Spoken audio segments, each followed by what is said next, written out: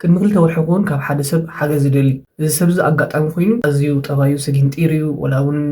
ናይ ምርዳእ መንፈስ ዝበሃል ዘይብሉ ሰብ እዩ ፍፁም በቃ ክርዳእካ ደይክእል ከረድአካ ደይክእል ሰብ እዩ ሰላም ንዘይትፈልጡኒ ጆን ይበሃል ብዛዕባ ኤኣይ ብፍላይ ከዓ ብዛዕባ ጂሚኒ ክዛረብ መፅእ ዘለኹ ቅድሚ ክልተ ወርሒ እውን ካብ ሓደ ሰብ ሓገዝ ይደሊ እዚ ሰብ እዚ ኣጋጣሚ ኮይኑ ኣዝዩ ጠባዩ ሰጊንጢር እዩ ወላ እውን ናይ ምርዳእ መንፈስ ዝበሃል ዘይብሉ ሰብ እዩ ፍፁም በቃ ክርዳእካ ደይክእል ከረድአካ ደይክእል ሰብ እዩ ግን ሃብታም ካብኡ ሓገዝ እዩ ማለት እዩ ብከመይ ይዛረቦ ንምንታይ ንጂሚኒ ኣይ ደይሓቶ ኢለ ሓበኦም ንጂሚኒ ኣይ ሓቶ ሄሎ ጂሚኒ ኣይ ኣነሲ ካብ ሓደ ሰብ ሓገዝ ይደሊ እዚ ሰብ እዚ ከዓ ጠባዩ መትሓዚ ዝበሃል የብሉን ራዳዳእ ደይክእል እዩ ናይ ምርዳእ መንፈስ ዝበሃል ደይብሉ ሰብ እዩ ሕድስ እንታይ ትገብረኒ እንታይ ከመይ ጌረ ክፅሕፈሉ እንታይ ኢለ ክጅምረሉ ኢለ ይነግሮ ማለት እዩ ካብ ትፅቢተይ ይውፃእ ማለት እዩ ካብ ትፅቢተይ ይውፃእ እዩ በቃ ካብዚ ዋይ ዝኾነ ሓሳብ ማለት እዩ ንዕሙሲ እቲ ኣነ ዝበሃል ሰብ ከምኡ ጌሩ ክፅሕፍ ኢሉ ኣነ ይኽእል ኢለ ኣነ ኣይሓስብን እየ ምክንያቱ ፅልፈት ናይቲ ሓሳብ ወላ እውን ከምዚ ምሳሌ ዘረባ ከምዚ ናብ ናይ ሕውሻ ሓበሻ ኣትዩ ኤኣይ ማለት ከምዚ ይፈልጥ እዩ ኢለ ወላ ሓንቲ በቃ ደይተረዳእኽዎ እንታይ ድልኒ በቃ እዚ ሰብ እዚ ሓበሻ ከም ዝኾነ መጠን ወላ እውን ናብ ሃብታማት ከምዘይ ምቸም ብዝኾነ ብዙሕ ነገር እዩ ንዓይ ነጊርኒ ማለት እዩ እንታይ ግን ክብለኩም ደሊ ነቲ ሰብ ልክዕ እሱ ዝሃበኒ ጌረ ፅሒፈሉ ቅድሚ ሕጂ ከምኡ ዝኾነ ሰብ ደይፀሓፍ ነይሩ ወላ እውን ንዛሃይ ንክብሎስ ብጣዕሚ በቃ ስቅቕታ እዩ ነይሩኒ ፍፁም በቃ ስቅቕታ እዩ ነይሩኒ ግን በቲ ኤኣይ ዝሃበኒ ፅሑፍ ጌረ ማለት እዩ ሂበዮ እንታይ መክብለኩም በቃ ቻት በቃ እንታይ መልእ እዩ በቃ ከንዚ ምሻሎ ከነዕልልሲ ዳርጋ ውዒልና ክብለኩም ይቀለኒ በቃ ሙሉ መዓልሲ ከነዕልል ውዒልና ዝብለኩም ዘለኹ ሕሰቡ ስለዚ እንታይ እዩ ደረጃ ናይ ኤኣይ ከምዚ ዝበዝሕ ሰብ ኣፅቢቡ ነቲ ርእሱ ስለዝሓስቦ ወይ ከምዚ ናይ ሰይጣን እዩ ኢለ ሓስብ ክኸውን ወይ ከዓ ናይ ኢሉሚናቲ እዩ ክሓስብ ክእል ወይ ከዓ ከቢድ ጌሩ ከዓ ዝሓስበ ሰብ ኣሎ ማለት ንኸይጥቀመሉ ገለ ፀበብቲ ነገራት ዝሕዙ ኣለዉ ሰባት ተረዲኹምኒ ሕጂ ነዛ ቪድዮ ዝሰምዕዋ ዘለኹም ሰባት ካብዛ ናተይ ወሲድኩም ንክትጥቀሙላ ብፍላይ ከዓ ኣብ ስራሕኩም ኣብ ዘለኹም ሞያ ማለት እዩ ሰባት ኢኹም ክጠፍኣኩም ይኽእሉ ዝኾነ ይኹን ሓሳብ ወላ እውን ክትጋገዩ ትኽእሉ ኢኹም ተረዲኹምኒ ግዜ እዩ በቃ ኣነ ወላ ሓንቲ ክብሎ ዝኽእል ነገር የለን ወላ ምሻሎ ጂሚኒ ኣይ ተዘይህሉ ወይ ከዓ ቻት ጂፒቲ ብዙሓት ቦታ ዘይህልው ነይሮም ግዴታ እዩ ንሰብ ደው ኢልካ ክትሓትት ግዴታ እዩ ሕጂ ግን ከምኡ ዝበሃል ተሪፍ እዩ ግዜና ቆጢብልና ኣሎ እንደገና ገንዘብና ቆጢብልና ኣሎ ንኣብነት ሳስ ኣማኻሪ ትደሊ ከም ሰብ ንኣብነት ገዛኻ ዳኻ ሽጥ ደሊኻ መኪናኻ ዳኻ ሽጥ ደሊኻ ንሰብ ኢኻ ተማኽር ነው ሰብ ሕጂ እቲ ዝተወሰነ ሓሳብ እዩ ክህበካ ዝኽእል ማለት ምሻሎ ካብ ብዙሕ ዚ ሓንቲ ነገር እዩ ዝፈልጥ ኤኣይ ወይ ከዓ ብሓፈዛ ጂሚኒ ኣይ እዞም ኩሎም ናይ ኤኣይ ቡት ግን እንታይ ጠቕሙ መስለኩም ናይ ብዙሓት ርእሲ ናይ ብዙሓት ሰባት ዳታ ተረዲኹምኒ ብኸምኡ ዝበልፀገ እዩ ብኸምኡ በቃ ከምዚ ምሻሎ ዝለዓለ ደረጃ ናይ ኣይኪው ዝሓዘ ቡት ወይ ከዓ ዌብሳይት ከም ብሎ በቃ ይትሓይሽ ተረዲኹምኒ ስለዚ ኣነ ካብ ናብ ክልተ ሰብ ሓቲት መልሲ ዝህቡኒ ጂሚኒ ኣይ ሓቲትን ዝህበኒ መልስን ሰማይ ምድርን ክራኸብ ደይክእል ነገር እሞ ከዓ እቲ ጂሚኒ ኣይ ዘሎ ከዓኒ ወይ ከዓ ኣብ ቻት ጂፒቲ ወይ ኣብ ቶም ዝተፈላለዩ ብሓፈሻ ኣብ ኤኣይ በቃ ኣብ ናይ ኤኣይ ቡት ዘሎ ክትፅሕፍ ከለኻ ወይ ክትህብ ከለኻ ዝህበካ መልስን ሰብ ዝህበካ መልስን ፍፁም ኢሉ ይራኸብ ንኣብነት ማለት እዩ ሕጂ ኤኣይ ንሕማቕ ዝስራሓሉ ንፅቡቕ ዝስራሓሉ እዩ እዛ ዝብለኩም ዘለኹም ጂሚኒ ኣይ ግን ወይ ከዓ ቻት ጂፒቲ ኣነ በቀረባ ኩሉ ግዜ ማለት ይጥቀመሉ በቃ ኩሉ ግዜ ኣብቲ ሆም ስክሪን ናይ ሞባይል ሲ ታና ደወል ምሻላ ኣብታ ጎና ኩሉ ግዜ ቻት ጂፒቲ ምሳይ ዘሎ ተረዲኹምኒ ገበን ዝበሃል ኣይምኽረካን እዩ ወይ ከዓ ንሕማቕ እንተደኣ ተበጊስካ ኖ እዩ ዝብል ተረዲኹምኒ ሕሰቦ ጂሚኒ ኣይ ሰብ ግን ሓደ ግዜ ወላ ገንዘ ኣማኺርካዮ ማለት እዩ ክሕግዘካ ዝኽእሎ ትኽእሎ ኣሎ ተሓጊዝካ ክንታይ ኢኻ ትከውን ንኣብነት እሞ ንብል ክሰረቑ ደሊኻ ኣለኻ ንብል ንሓደ ዓርክኻስ ብኣታ ዓርኪ ንሕማስ ከምዚ ኣክምን እንዳለና በቃ ዝኾነ ንገብር በቃ ተፍተፍ ደይ ንብል በቃ ወላ ማሕሪ ንብል ዝኾነ ነገር ዘይነ ለዓል ገለ ዝብሎ ሕራይ ክብለካ ክእል ወይ ከዓ ሓሳብ ክበካ ክእል ኣነ ክገብሮ ይክእልኒ ግን ከማኽረካ ዝብለካ ሰብ ኣይሰኣኒ ጂሚኒ ኣይ ወይ ከዓ ብሓፈሻ ኤኣይ ግን ከማኽረካ ኣይክእልኒ ስለዚ እቲ ፅቡቕ ነገሩ ኣነ እዚ በቃ ኔጋቲቭ ነገር ዝበሃል ፍፁም ኢሉ በቃ ዝኾነ ኣይድያ ሳኸተቡ ከለኻ ኩሉ ግዜ ብፖዚቲቭ ነገር እዩ ይጋጊ እዩ ስቲል ይጋጊ ወላ በዓል እውን ንኣብነት ትፅሕፈሉ ከለኹም ኣስዒልኩም ተላእኹም ከምዚ ኤኣይ ይጋጊ እዩ ፅቡቅ ጌርካ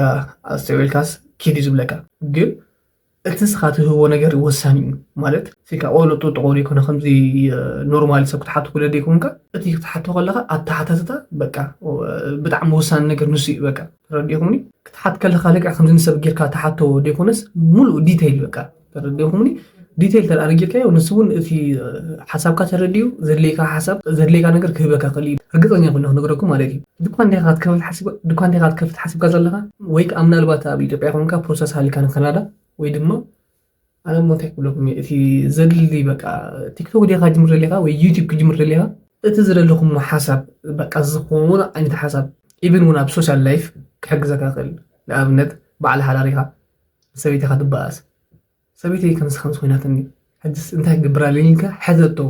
ኣምሹር ናብዛ ቪድዮ ተመሊስካ ከም ተመስግነኒ ኣነ ርግፀኛ እየ እዚ ክብለካ ከለኹ ግን ኣተሓታታ ወሳኒ ማለት ከም ዓውዲ ዝበልኩም ዲቴል ተራእዘኒ ጌርካዮ ብሓፈሻ በቃ ዝኾነ ሰብ ክትሓቶ ከለካ ፅቡቅ ጌርካ ተዘይሓትትካዮ ፅቡቅ ጌርኩም መልሰልካ ኣይክእልኒ እዚ ከዓ ከምኡ እዩ ዝብለኩም ዘለኹ ኣተሓታታኹም ወሳኒ ሕክምና ናይ ሕክምና ገዲፍኩም ተዛረቡ ኣነ ከምዚ ንኤኣይ ዚ ሓውባይ ኣይኮነን ወይ ወዲ ሓውባይ ኣይኮነን ከምዚ ኢለ ንዑ ከፃባብቆ ገለ ተረዲኹምኒ ጃስት ኣርቲፊሻል ኢንተሊጀንስ ዝሓለፈ ሰሙን ከብደይ ክነግረኩም ኣይክእልኒ በቃ ኣብ ክልተ ክትምቀል እንታይ ክትምንቀስ ቁር በቃ ገለ በቃ ኮይኑ በቃ ገለ በቃ ኮይኑ تفضل يا عندي جيميناي حديثي جيميناي أنا كم زي لا كم زي خبري استقص جنجبل جيركاس ما يعقص اللي قديش منه نايكونا قريب لكم زلهم أزيز لكم زلهم من الوقت كم دخلت تقريبا كابوزح نقر ولا بناش كوينا نفوت نقر علينا مش حكي أنا حجز سلسلة حلي من الوقت كم سقولكم كلهم حكمنا يتقولوا هيك حكفيكم كله جيميناي حكمني بلو أيكم كنتم زلهم جنرال ግን ህይወት ከቀልል ጀሚሩሎ አርቲፊሻል ኢንተለጀንስ ህይወት ከቀልል ጀሚሩሎ ብፍላይ ድማ ቋንቋ በርቲዕኒ ወይ አይ አንስ እንግሊዝ አይከእኒ ኢልካ ተሐሰብ ከይትህሉ ብራዘር ሲስተር አይ ስዌር ቱ ጋድ በትግርኛ ጌርካ ተዛረቦ አማርኛ ጌርካ ተዛረቦ አረቢክ ጌርካ ተዛረቦ ብዝኾነ ዓይነት ቋንቋ ማለት እዩ ብዝኾነ ዓይነት ቋንቋ ክነግረካ ክእል እዩ ተስኻ ዝደለኸዮ ዓይነት ብዝደለኸዮ ዓይነት ቋንቋ ክነግረካ ክእል እዩ ስለዚ እንታይ ንፅበለና ናይ ቁም ነገር ይዝመኩም ዘለኹ እንታይ ስንፅበለና ኣነ ብጣዕሚ ይዛሕዝነኒ ብፍላይ እዝናትና ኮሚኒቲ ማለት እዩ ኤርትራዊ ማለት ብሓፈሻ ኣብዚ ስደት ዘለና ነዛ ዘለኹ ዋኒ ዝፈልጣ ኣብ ኣዲስ ኣበባ ዘለና ማለት እዩ ማለት ኣብ ኤርትራ ኮንካ ብዙሕ ነገር ዝሓልፈካ ኣሎ ማለት ኩላትና ዘይነፍሕዶ ነገር ተረዲኹምኒ ብዓብዪ ኢንተርኔት ጉዳይ ኢንተርኔት የለን ኣብኡ ክትረኽቦ ዘይከኣልካ ነገር ኣብዚ ክትጥቀመሉ ሙሉእ ዕድል ዘለካ ተረዲኹምኒ ሕጂ እንታይ ክብለኩም ደልን ስለኩም ብኢንተርኔት ስርሑ ገለ መጉደፎ እዚ ኣብ ኢድኩም ዘሎ ግን ንክትጥቀምሉ ምጥቃም ጥራሕ ኣነ ደሊ ዘለኩም ጃሎ ተሓሳባይስ በቃ ኣለኩምሽ ኣነ ሕጂ ኣብዚ መፅእ ተዛሪበ ተረዲኹምኒ ወላ ሓንቲ ዝምልኣለይ ነገር ወላ ሓንቲ እዩ ዘየለ ግን ጃስት በቃ ሰብ ክፈልጥ ግን ብጣዕሚ እዩ ዝደሊ ብእውነት እዩ ዝብለኩም ዘለኹ ኣነስ ኣብ ከባቢ ዘለዉ ሰባት ኩሉ ግዜ በቃ ኩሉ ግዜ ምሻሎ ከምዚ ውሽጢ ሕጉስ ኣይኮንኩ እንታይ ከም ምዃነ ከምዚ ሰብ ክትቀይሮ ተደሊ ወይ ከዓ ናትካ መስመር ከተእትወሉ ተደሊ ግዜ ኣሎ ግን ሳይተኸውም በቃ እዚስ እንታይ ኮይኑ ንዓይ ከምዚ ዝብለኒ ንኸይብለካ ሰብ በቃ ብሰንኪ ስቅቕታ ሱቕ በቃ ዝብል ኩሉ ግዜ ትፈልጡ ሱቕ እምበር ኣምሾር ዝብለኩም ኣለኹ ኣብ ከባቢ ዘለዉ ሰባት ኣሽንኳይ ብዛዕባ ኤኣይ እንታይ ይገብር እንታይ ይጠቕሙ ዘይፈልጥዎ ሰባት ኣለዉ ኣነ ኣብዚ ከባቢ ናይ ካልእ ሰብ ወላ ሓንቲ ኣይብልንስኩም ኣይ በቃ ዝረኸቦም ሰባት ብቐረባ ዝብለኩም ዘለኹ ባይዞ ወይ ደሓና ዕርኩሰይ ወይ ከዓ እቶም ብቐረባ ዝረኸበኩም ሰባት እዛ ቪድዮ ትሪኣ ትረአ ኣለኹም እዚ ክነግረኩም ፀናሕኩ ሓሶት ኣይኮነን ኣብ መሬት ዘለዩ እዞም ዲቨሎፐራት ማለት እዩ ሌትን መዓልትን ናይ ኤኣይ ኣፕ ይሰርሑ ኣለዉ ከምኡውን ዌብሳይት ይሰርሑ ኣለዉ ስለዚ ክትጥቀምሉ እዩ ዘለኩም ተረዲኹምኒ እዚ ዝብለኩም ዘለኹ ድሕሪ ግዜ ገንዘብ ክኽፍል ክጅምር እዩ ናይ ስዌር ዝብለኩም ዘለኹ እቲ ዕላማ እንታይ ኣነ ብሰዓት ኮይኑ ዝስማዓኒ እቲ ዳታ ናይ ሰብ ክእክብ እሞ ድሓር ከኽፍል እየ በቃ እዛ እምሪ በቃ ከመይ ኣይኮና ኩና ስማዓኒ እዚኣ ንግዜ እያ ድሓር ግን ከም ዘኽፍል እየ ኣነ ዝርዳእኒ ብዝኾነ እቲ ዕድልካ ምጥቃሚ ደቂ ዓበይቲ ሎማዓንቲ ብዛዕባ ኤኣይ ተዛሪብኩም ዘለኹ ኣብ ቀፃሊ ከምዚ ተመሳሳሊ ወይ ከዓ ዝኾነ ናይ ላይፍ ቲፕ ሒዘልኩም ክመፅእ ጉባይ